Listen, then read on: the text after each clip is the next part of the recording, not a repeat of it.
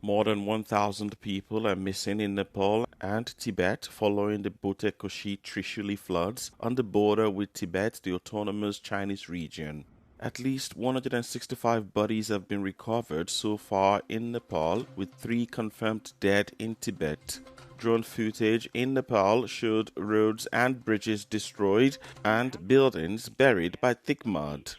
According to Nepal's national disaster authorities, around 826 people, including security forces and tourists, are missing after the catastrophic floods.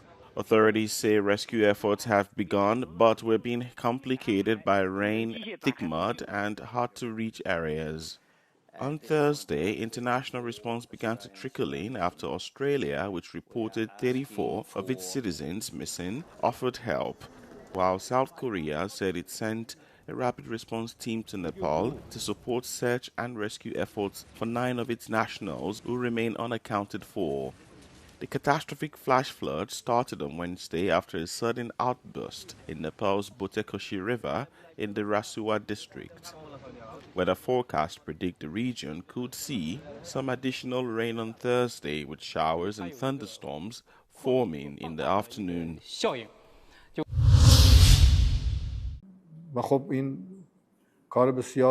The United States will achieve nothing with its new round of economic sanctions, Iranian President Masoud Pezeshkian said on Wednesday. On Monday, U.S. Treasury Secretary Scott Bessent laid out plans for the economic warfare against Iran.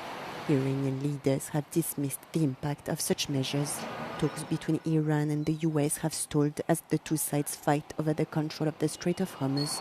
Meanwhile, Tehran said on Tuesday it would not allow military vessels to transit through Hormuz under an agreement the Islamic Republic is currently negotiating with Oman.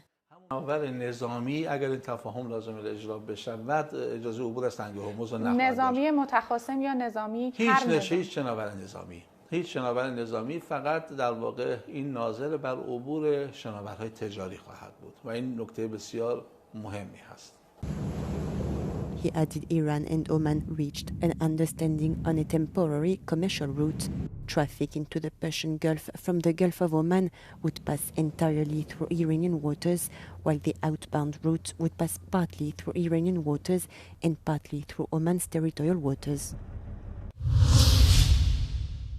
Canadian Prime Minister Mark Carney will address the European Parliament on September 17th as Canada and the EU seek closer ties amid escalating tensions with the United States. Carney will also attend the European Commission President Ursula von der Leyen's State of the Union speech on September the 16th. The visit follows the collapse of US-Canada trade talks and Washington's decision to impose tariffs of up to 50% on $20 billion of Canadian goods. Canada has vowed to respond with matching counter-tariffs as Carney seeks closer partnership with the EU and so-called middle powers.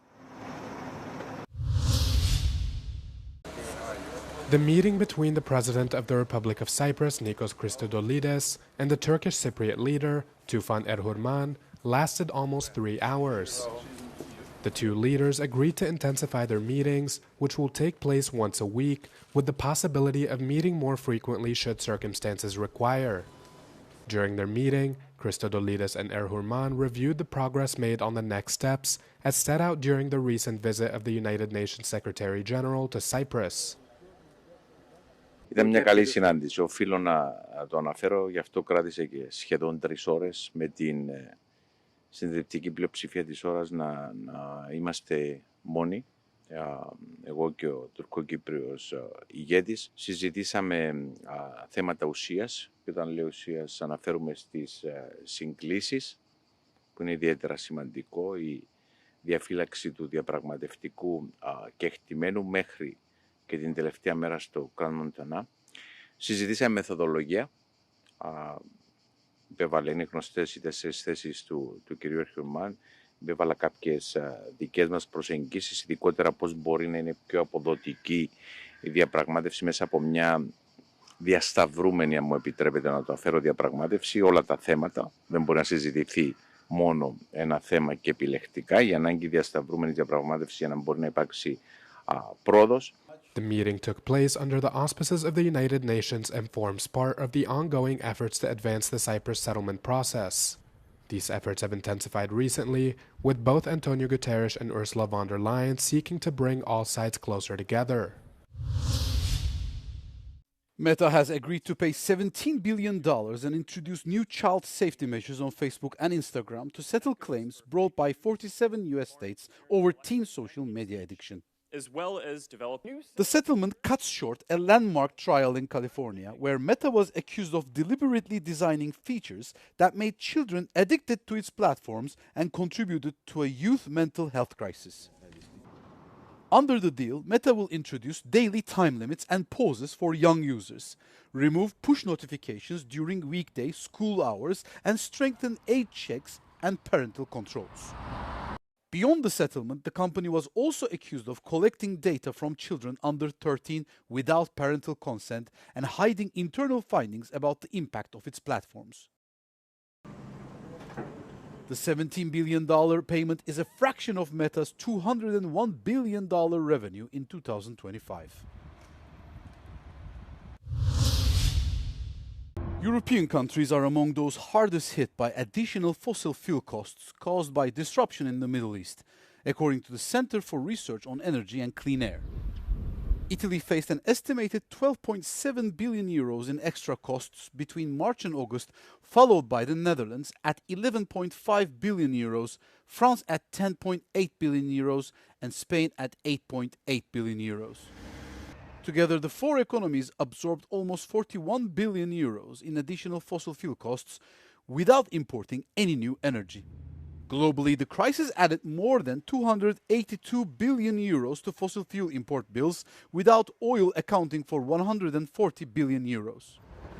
Diesel and petrol prices also rose by 59%. Beyond the cost shock, CREA said Europe's investment in clean energy is helping reduce its exposure. Clean power capacity installed since 2020 saved importing countries 36 billion euros in fossil fuel purchases during the first 5 months of the crisis. Spain alone saved billions, although oil-dependent transport, aviation and industry still left each person facing an additional 181 euros in fossil fuel import costs. Meanwhile, more than 100 organizations urged European Commission President Ursula von der Leyen to announce a plan to phase out fossil fuels in her State of the Union address on September 16th. The historic Gdansk shipyard, where Lech Wałęsa led strikes that forced Poland's then communist government to negotiate the country into democracy. Now, private investment is transforming the shipyard. In one factory Hitler used to build submarines, Montownia is a hotel, conference center, and food court. So how to preserve the shipyard's legacy? Adriana Majinska and her husband Czesław Podleżny run an art atelier called WL4. He made his human-shaped sculptures from rusting parts of ships. Udało nam się zorganizować przez ostatnie 8 lat kilkaset wydarzeń artystycznych. Głównie wystaw, ale też koncertów, przedstawień, spotkań, konferencji. Adriana says thousands have visited, including Wałęsa himself. But the future is uncertain. Polish developer Develia signed an agreement to buy the land and build 3,000 apartments. Oczywiście liczymy i mamy nadzieję, że nowy właściciel, polska duża firma deweloperska, będzie przychylny dla kultury i sztuki. Ale może tak się nie zdarzyć, więc będziemy musieli wtedy opuścić nasze miejsce. The city of Gdansk hopes the art space will survive. Nie wyobrażam sobie, że można tworzyć tę część miasta bez zachowania dziedzictwa i Solidarności, i stoczni jako całego obszaru, dlatego że to jest element również przewagi takiej konkurencyjnej dla inwestora. WL4 jest galerią niezwykle istotną dla funkcjonowania tej części miasta. A PR agency speaking for Develia says it's, quote, too early to comment on the future use of individual buildings. It says it will work with local authorities while, quote, respecting the character and history of the area. Obecnie w Polsce zwiększa się już świadomość deweloperów i inwestorów, że sztuka i kultura są ważnym elementem budujących się nowych osiedli. Deputy Mayor Grzelak says it will take dialogue, just like the talks that led to democracy in 1989. Porozumienia z sierpnia 80 właśnie bazowały na dialogu i jestem przekonany, że w tym dialogu również z deweloperem doprowadzimy do satysfakcjonującego rozwiązania. Chris Burns, Euronews, Gdansk.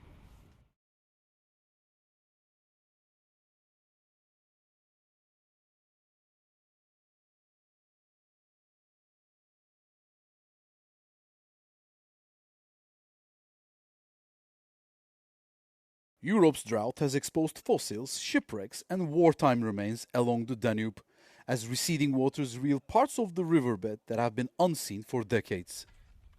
In northern Bulgaria, around 20 volunteers searched a dried-up bank near Ruse after a mammoth jawbone and tusk fragments were discovered last month. The latest search found animal remains, including a horse jawbone, as well as fossilized oyster dating back around 60 to 65 million years.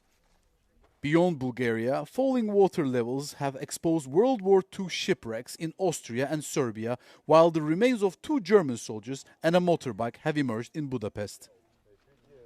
Further upstream in Bulgaria, archaeologists also documented foundations of a bridge more than 2 kilometers long, built under Roman Emperor Constantine I in the year 328. The discoveries come as drought intensified by human-induced climate change has driven major European rivers to exceptionally low levels, disrupting shipping and revealing historical artifacts.